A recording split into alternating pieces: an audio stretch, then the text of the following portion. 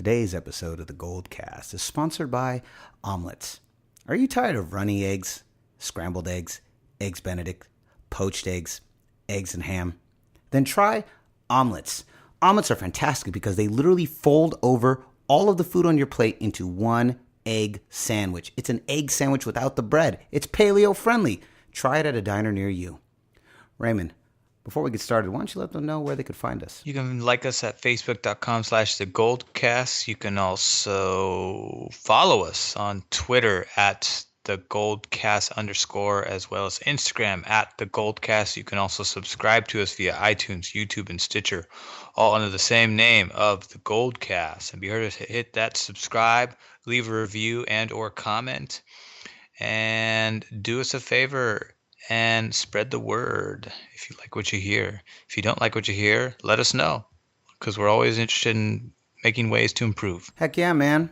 All right, here we go. We're about to get into it. Lot of stuff to get into.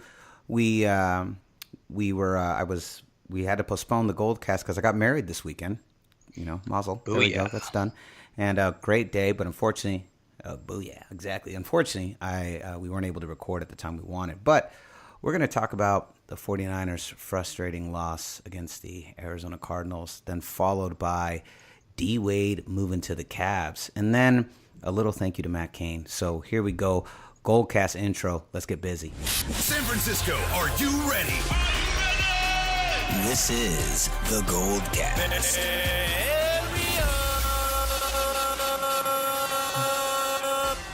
Boom!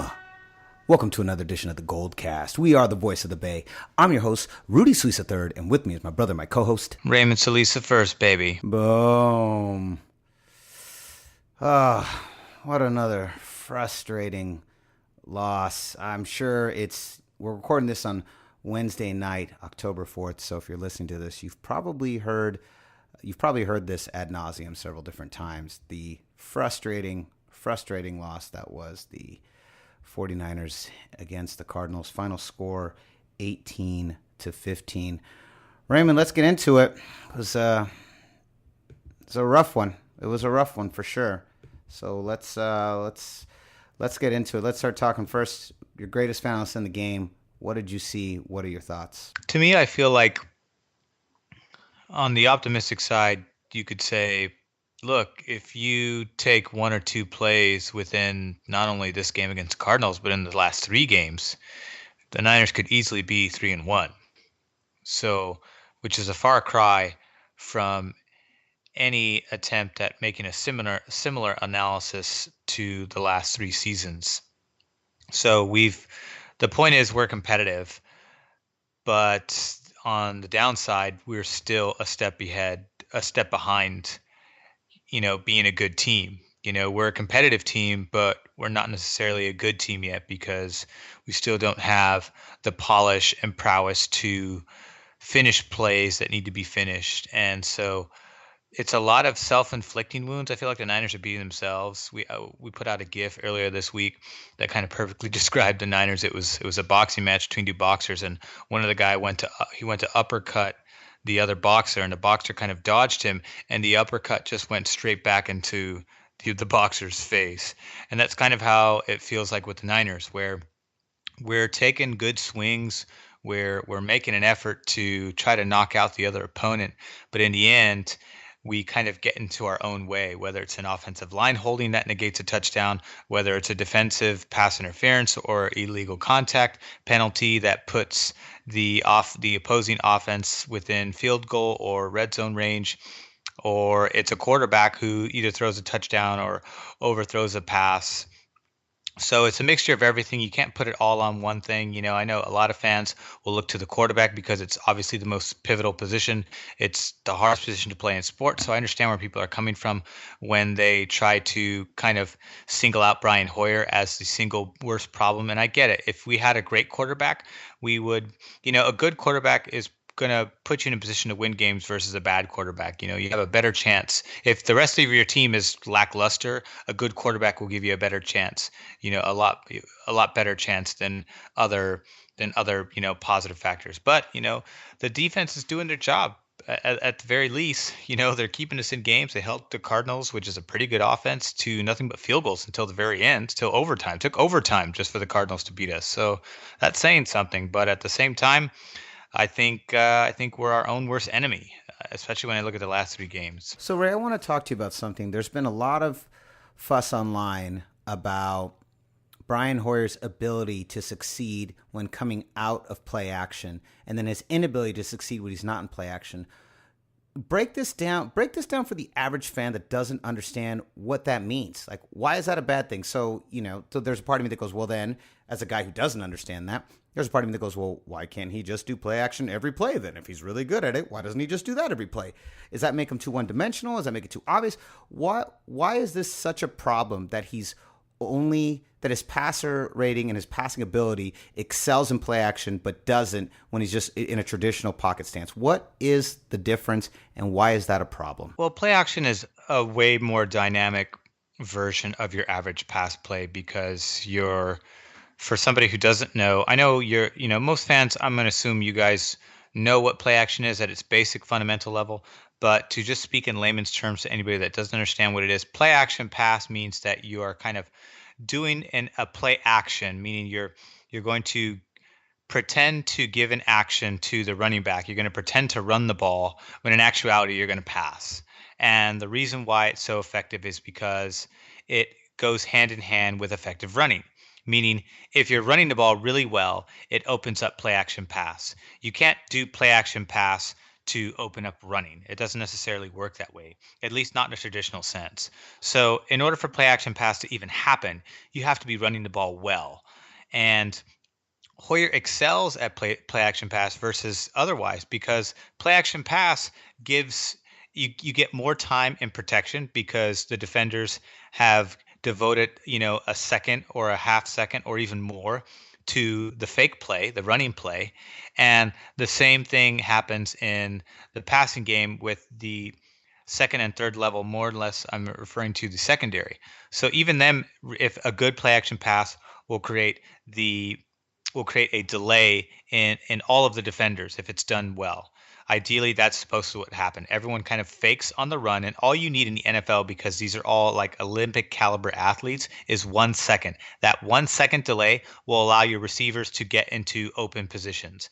And because Hoyer, being the mediocre quarterback that he is, he's going to have an extra second in his pass protection, and he's going to have open lanes to pass through. And because his vision is limited, because there's really only 10 quarterbacks that have really good passing vision, meaning passing vision where they can, thread balls and cut seams and go in between defenders with surgical precision on a consistent basis. Whereas everybody else in the league really is kind of hit and miss half the time, 60% of the time. That's about the range that they're in, where the elite passers will be like between 65 and 75% of their passes. And so with Hoyer, he does well because he's got extra time to throw and he's got easier throwing lanes to see.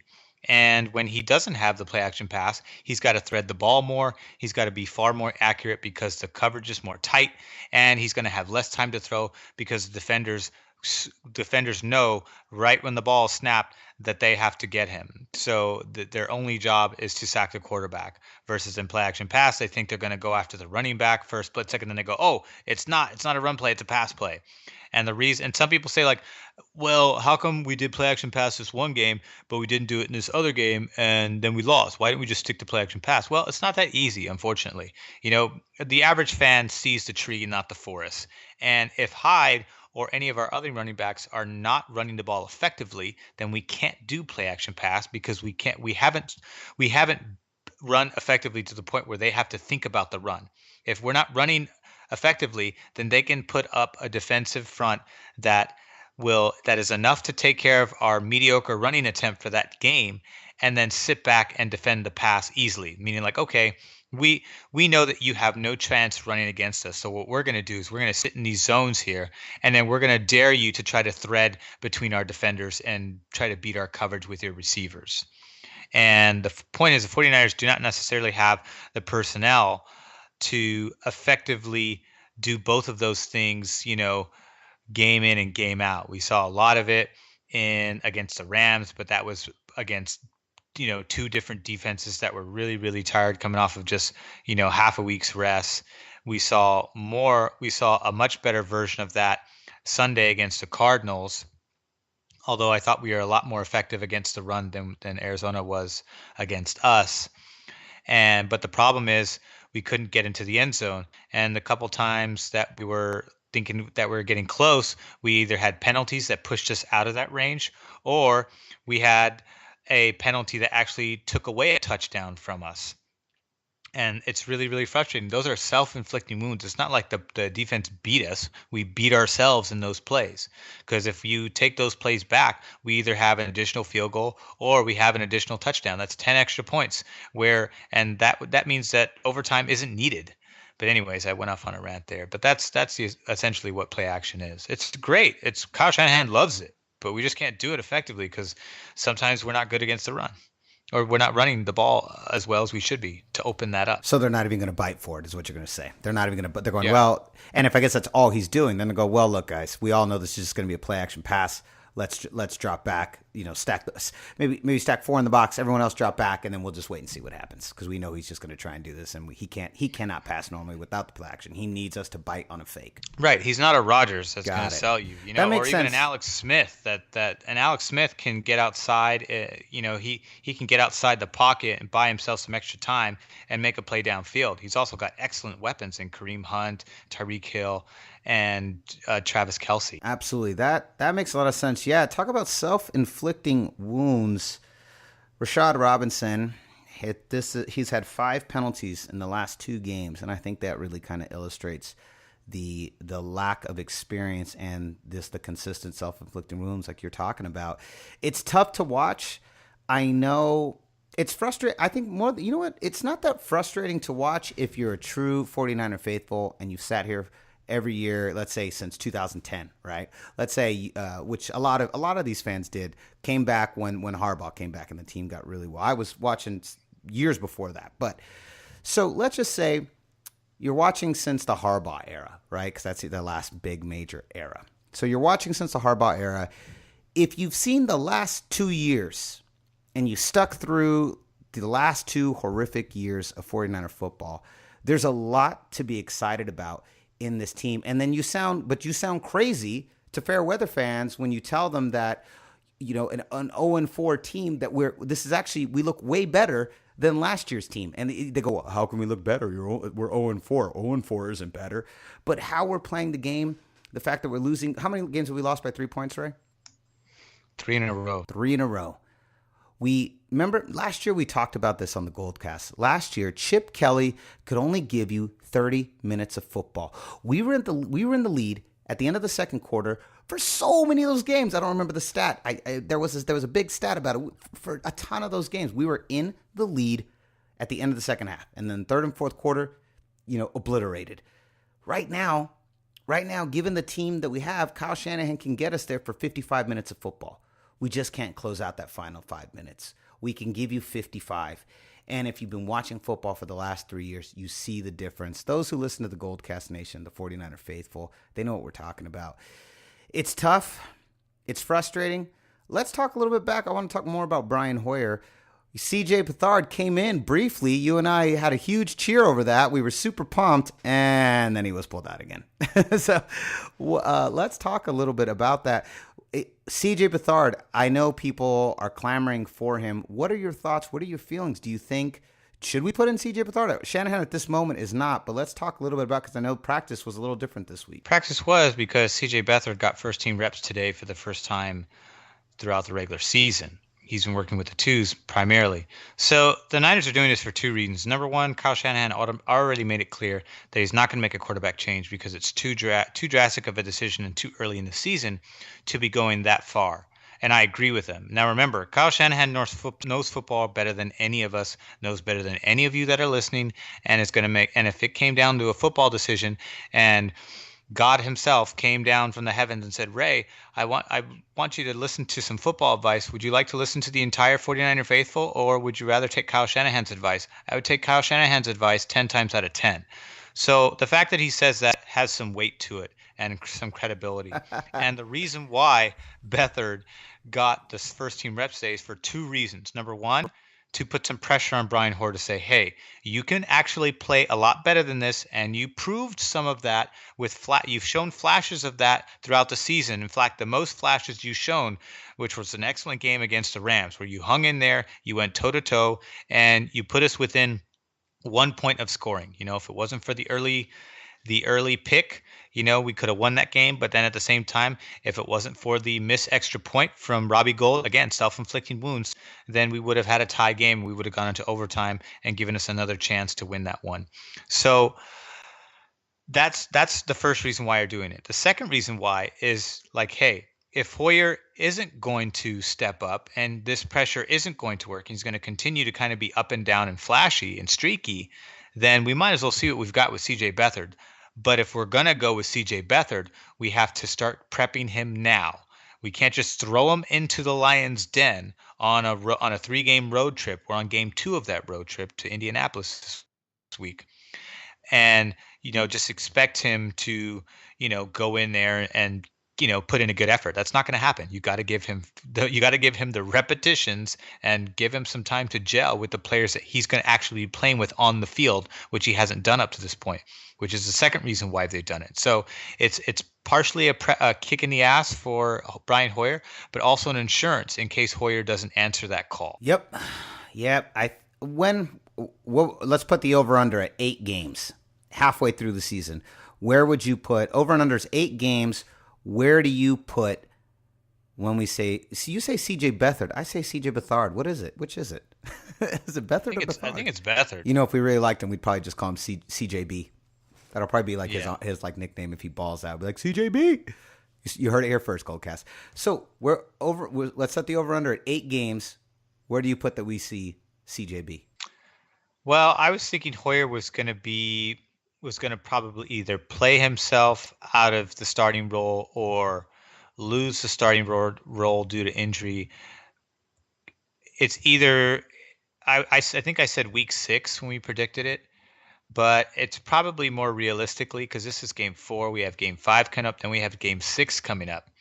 So if Hoyer continues to play this way, they're probably going to wait until after the road trip to give Beathard a chance. That way we give him his first we give him another 3 weeks with first team repetition rep splits with Hoyer, and then give him the start 3 weeks from now at a home game. That would be the best bet I think that home game is against the Cardinals. So a team that we obviously played very well. So I think that's where we would see him if Hoyer does not play any better and doesn't produce any wins. I think if Hoyer gets a win in Indianapolis, then he's going to buy himself some time. So it's between week 6 and week 8 is when we could see Beathard if Hoyer fails to do his job. Let's talk about that as well. Let's go to the bigger NFC West. We had a discussion with Louis Bartoni when he was here after that big Thursday night epic battle. Is it safe to say the Rams are for real? Where do you stand on the Rams? They lead the league. Let's talk about this for a second. They lead the league in points scored, so that's saying something. When you're putting up more points than the Patriots, the Green Bay Packers, and the New Orleans Saints, who have kind of been the 3 leading teams, including Pittsburgh. Pittsburgh's has been up there too. So, and they've done it for several weeks now. But the point is, can you beat the big dogs?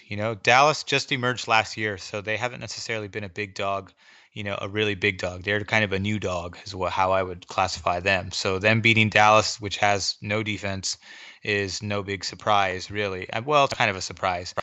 But let's see if they can beat the actual playoff contenders, the ones that are going to be playing, AFC, NFC championship, those caliber of teams that are going to make it to second and third round into the playoffs. Well, okay, so going into that, we've got, let's see here, Cowboys just happened, right? They've only lost 1 game so far. Then we've got Seahawks coming here, followed by in Jacksonville, Arizona comes here. I live in LA, as you guys all know. That's why I'm saying here. Comes to Jackson. They're going to be in Jacksonville. Cardinals here. Giants. So you've got, okay, so here's the teams. You've got Jaguars, Cardinals, Giants, Texans, Vikings, Saints. That run in the middle, Seahawks, Jags, Cardinals, followed by Texans, Vikings. Those are some pretty tough defenses all the way across. This will be the real test for them, is this next run. All of October through basically halfway through November. The Giants are pretty horrific. They are in New York. I never like when a West Coast team is traveling east. But you've got, Seahawks, at Jags, home for the Cardinals, at New York, home for the Texans, at Minnesota. That's not an easy schedule. We'll see what the Saints, tough stretch says. Cardinals. The tough stretch will be a lot. Then the last 4 games are Eagles, Seahawks, Titans, Niners. I'm going to the one on December 31st for the 49ers. I'm super pumped about that. I will be there.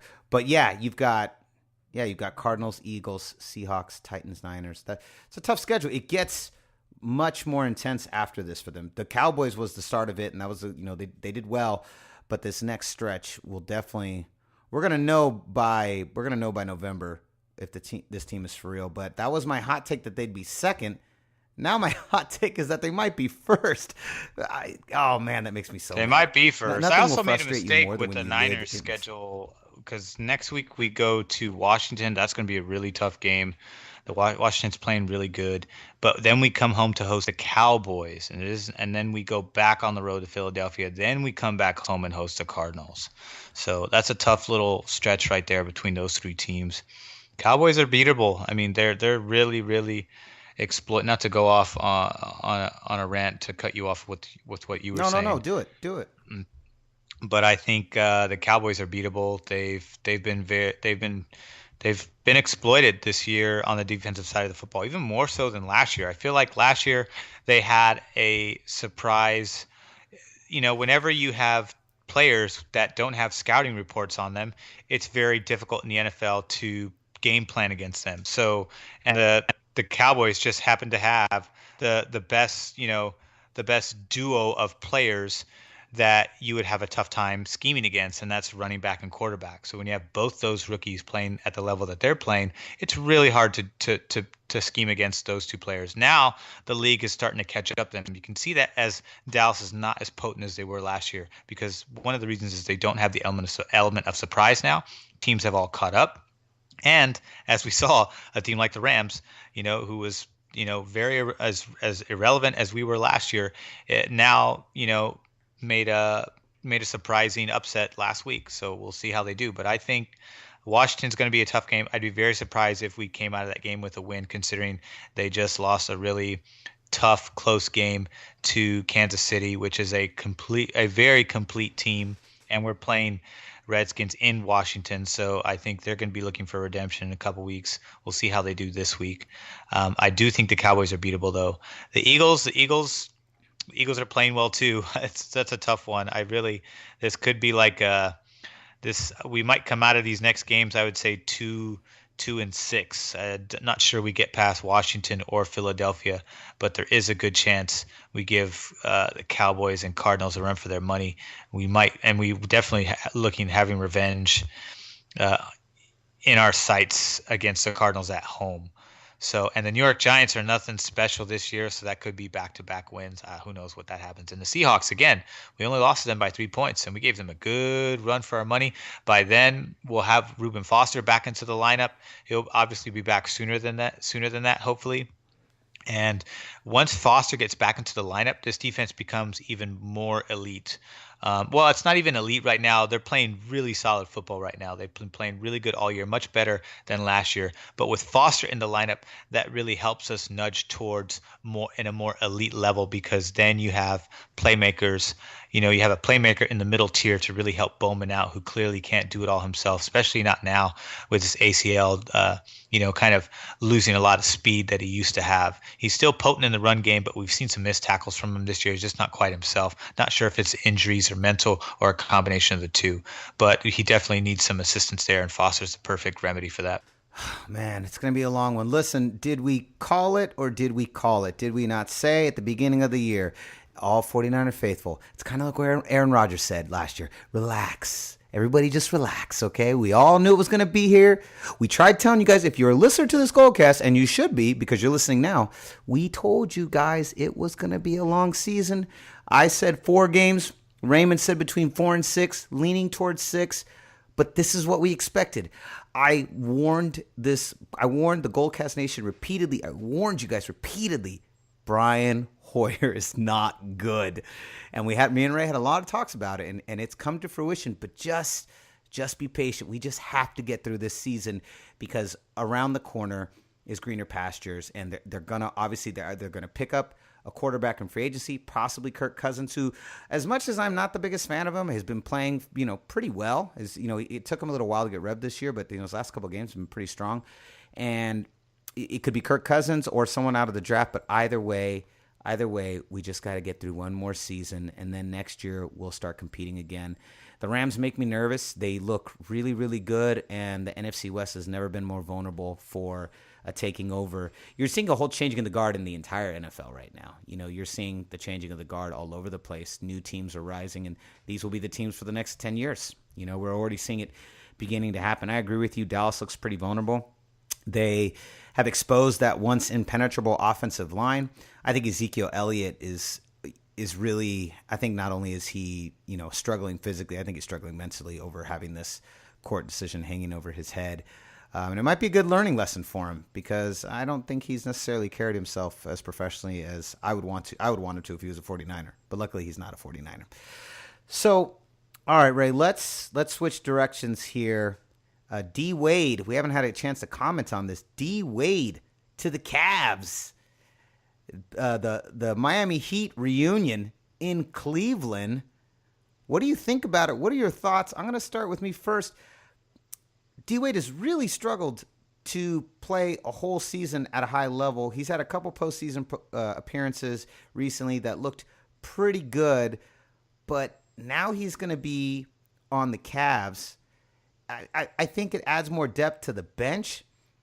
If they get to the finals, I just don't know if D. Wade's ready for something like the Warriors. He has not played anything like the Warriors in the post. He's never competed against a team like that. Where does that put them? And do you think that still puts them, it just, elongates the gap between them and Boston? What are your thoughts on D. Wade? Well, he is old, and he's been playing at a high level for a long time, although I still think, even some of his late all-star selections, like the last 3 years, I don't even think those were deserving. They're more like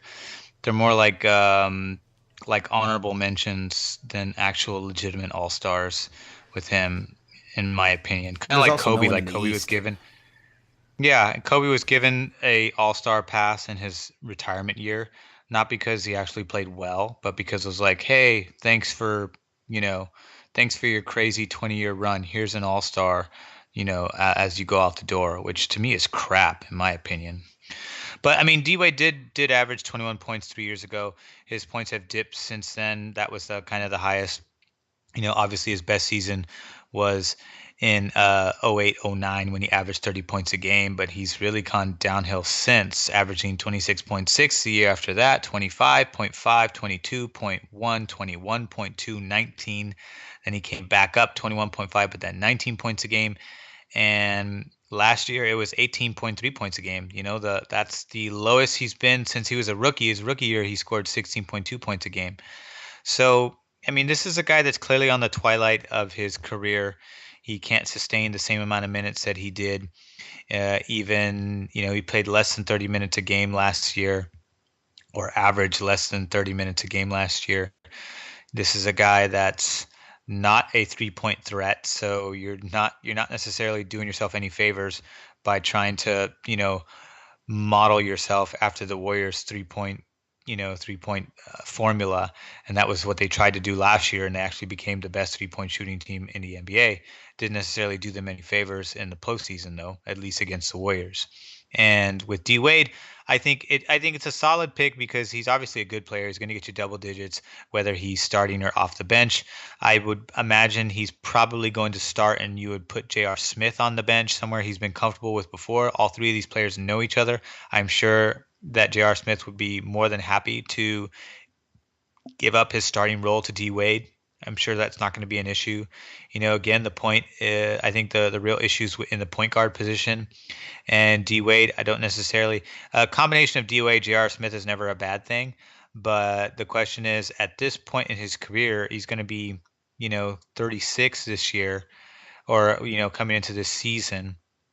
I'm not sure, is his body going to hold up? Is he going to be able to sustain a full season? I have my doubts, considering he's never played 82 games in his entire career.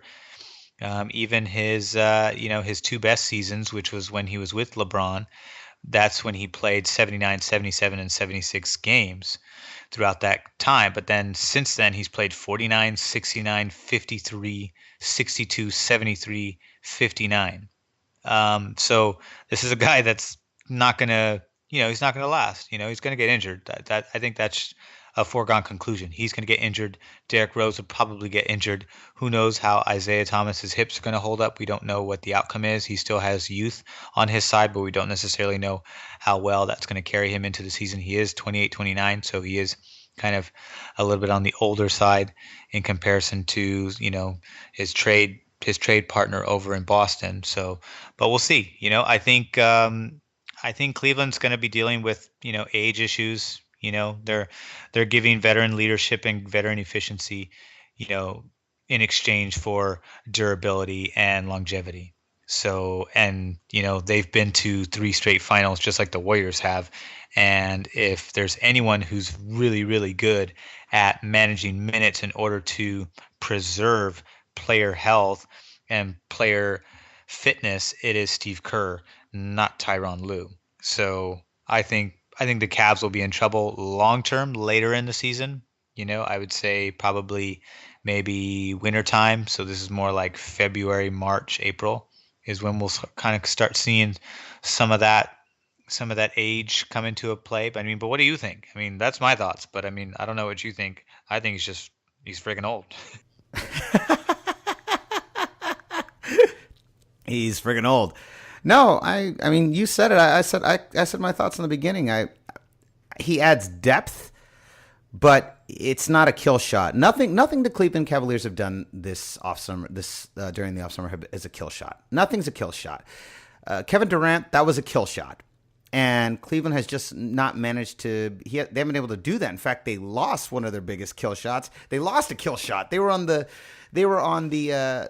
giving end, not the receiving end of the kill shot.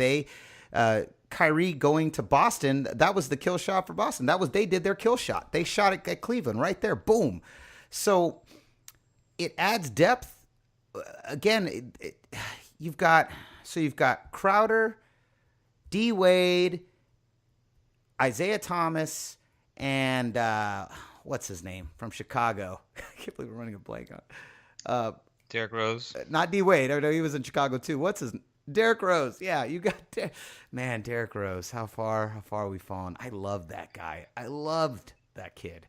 Man, that's how forgettable he is now. For that instant. Oh, gosh, I know it hurts. I really liked him. I really did. I actually thought he was going to be the savior for Chicago. When he won the MVP, I thought, wow, we're on the cusp of something real special here.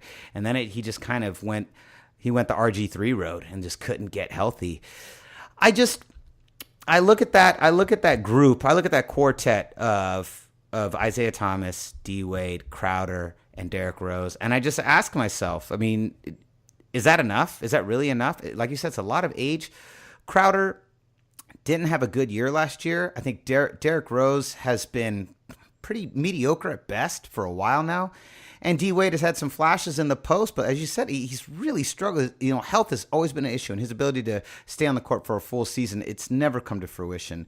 The only real one is Isaiah Thomas, but that hip injury, man, that's just brutal. And then he's going to come back into the middle of the season, like mid-season, when these guys are all already gunned and primed. His preseason is going to be the NBA's midseason. So how long is it going to take him to acclimate? And then again, you get back to the same position that we talked about before, where Cleveland was already defensively extremely inefficient. Who is D Wade going to go back there and play defense on these guys? Just Crowder? I guess if you have Isaiah Thomas in that lineup, it puts you at a 4-on-5, which the Warriors are going to completely expose. I still believe Cleveland probably goes back. I think this will be their toughest year. I think this might end up being LeBron's toughest year to get back. I think Boston is going to prove to be a very formidable opponent, and Brad Stevens is an excellent coach. And if anybody can pull out Kyrie, get the defense out of him, get him to play to his maximum potential, it's Brad Stevens. So it's going to be interesting for the Cleveland. I'm really curious to see how this experiment's going to work. LeBron is also not always the easiest athlete to get along with. I mean, and people swear by LeBron. They do. But then there's also no sidestepping the fact that he expects a lot, and he can be tough to play with. And sometimes, if you're not delivering at the level that he wants, he'll air it out on Twitter and kind of disgrace you on social media until you step back up. And it's not always the healthiest way to run your team. And I get why people love him, but just from the outside looking in, sometimes he doesn't look like the kind of leader I'd want to play for. I mean, straight up. And I mean, no disrespect. He's a very successful career, one of the greatest athletes in the game. This isn't like a bash LeBron or he's a shitty leader conversation. I'm just saying that his leadership style isn't something that I would want to be a part of. And I know D Wade's been a part of it before, but he was the leader. So now the roles are reversed. And I don't think that's going to be a hard transition for him. I think, because he's in his twilight, he is going to succumb easier. But I don't know. If I was from Cleveland, I wouldn't be super excited. I would try to look at the positive, but this group versus the Warriors got better. I don't know if you can say Cleveland got better. I feel like they have put pieces around themselves to make up for the fact that Kyrie is gone, but I'm not going to say that they got better. No way. Not even close. I shouldn't say not even close. I think they got marginally better. It was more like, I would say they added depth. They took one step forward and about 2 steps back is how I would put it. Yeah. Yeah, or maybe like one step forward, one sidestep, one step back. You know what I mean? Like they kind of went and they're kind of either where they way, were, but optimistically they broke even at best. Yeah, I'm with you on that. Well, I hope we get to play them again. I would love to see the Warriors smash them to the ground in 4 games. I think that'd be amazing. We'll see. All right, so moving on, one of our final topics of the evening. Matt Cain has retired. The Matt Cain. Man, this is... So put on your Giants cap for a second, guys. I want to talk a little bit about Matt Cain. And first, I'll say thank you to Matt Cain. Man, he was, in 2010, the perfect sidekick or counterbalance, the Batman to the Robin or the Superman to the Robin of Tim Lincecum. And I felt like he really carried the team in 2012. I remember watching that perfect game. I remember he was so calm. He was just cool as ice. And it's interesting because in 2010, I remember I was at the World Series in 2010. I was at Game 1. And I remember during that season, during that post, Bumgarner was one of the pitchers I would get a little nervous about when he was up there. He wasn't, he played great in that post, and the stats show that. But leading up to the post, I was nervous about him. But the 2 guys I wasn't was Tim Lincecum and Matt Cain. And Matt Cain was just a rock. Very quiet, very silent. I mean, Bumgarner they're similar personalities a little bit in that respect. And I remember that his 2010 campaign was crazy, and his 2012 was just off the hook. And he really, really impressed me. He's a pitcher that I'll remember for a long, long time, and someone that I thought I was just sad to see after he got his big contract, he was never able to really recapture his health, of course, after you get paid. But he earned his money, and I just wanted to say thank you, Matt Cain. Ray, what are your thoughts? What more can you say? He's got 3 All-Star appearances, 3 rings. 2 of those All-Stars were 2011, 2012. Obviously, his best year, he's 16-5, ended up being one of the big, if not the biggest hero during our World Series run in that year. I think he got a ring for 2014, but he was, he gave up. He gave up his career, obviously not intentionally by conscious choice, but he gave up his career to, give us the glory in 2012 after, playing a serviceable role in the 2010 championship team. So I I'm not a huge Matt Cain fan, but the guy played 12 years for the Giants, and he's been a Giant his entire career. Super rare in baseball, super, super rare, especially in this era. There's no salary cap. And now all-stars are starting to creep up into the $300,000, $500,000 salary range if you're that good. So, which is ridiculous if you ask me, but at the same time, he earned his money, and unfortunately, he was 8-10 the following year, and injuries just could not keep him on the field. So, it was a good run though. From age 20 to 32, you're set for life financially.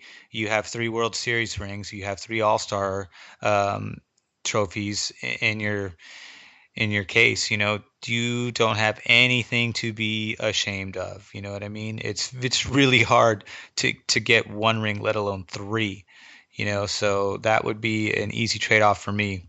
So this guy was also Rookie of the Year, or a Rookie of the Year candidate. Oh yeah. I think he finished 5th in the voting in 2006, and I think he was a Cy Young candidate. He was a Cy Young candidate in 2010, 2011, and 2012. So he's been in the voting. He's been just one of those pitchers. So that's always been considered. So kudos. Thank you for Matt Cain. Thank you for 12 awesome years. You're gonna go down as a Giant legend for sure, especially when you basically give up your career for a championship. There is no better sacrifice. No, not at all. Gives me chills. Thank you, Matt Cain. Yeah, I loved him. I loved him from 2010 to 12. I was just like, wow, this guy's a machine. Really awesome. So before we end, Ray, I want you to guess, what do you think are the odds this week? I'm going to say, since the Colts actually have a win, I'm going to put the Colts probably they're probably 3-point spread. 3-point in favor of them. Very close. Vegas does not trust Indianapolis at all. They are 1.5-point favorites. 1.5-point favorite. 1.5. Oh man, I know. And if there's any game that we do win this year, it's going to be against Indianapolis. Their quarterback is still not ready. He's not going to be ready anytime soon. If there's any chance that we've got coming off of these 3 close wins, this is the one where we pull it off. Not necessarily because we are destined to turn things around, but because the Colts are just that shitty. The Colts are legitimately shitty. Oh, man. Yeah, they are legitimately really shitty. Raymond, before we conclude, where can they find you? You can find me at twitter.com at Ray Solis. You can also find me on Instagram at Ray Solis1. Boom. You can find me on Twitter and Instagram at Rudy Solis 3rd, Rudy Solis 3RD. So concludes another edition of the Gold Cast. We are the voice of the Bay. I'm your host, Rudy Solis 3rd, and with me is my brother, my co-host, Raymond Solis 1st, baby. Boom. We'll see you next time. Same Goldcast time, same Goldcast channel. This is the Goldcast.